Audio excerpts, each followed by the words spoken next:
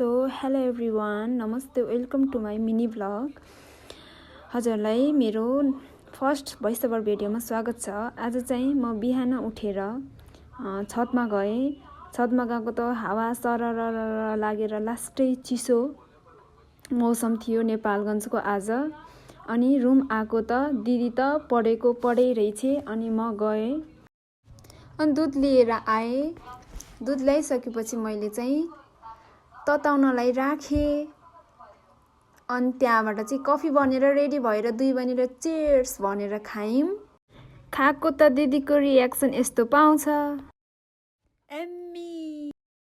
अनि खानासाना खाएर चाहिँ भाँडा माझेर जान लाग्यो त दिदी त चिटिक्कै भएर बसेको। ओइ कता कता जान लाग्यो भनेको त घुम्न जान लाग्यो रे। अनि कता जाने रहेछ भनेर बाहिरसम्म आएको त म एक्लै जान्छु भनेर केटी त अटोमा पो चढेर एक्लै गए। हुन्छ त जा भनेर एक्लै रुमतिर लागे। अब त्यो घुमेर पनि आइसके। हुन्छ त गाइज, हाम्रो भ्लग यहीँ इन्ड गर्छौँ। By by. अब न्यू भ्लगमा हजुरहरूसँग भेट्नेछौँ।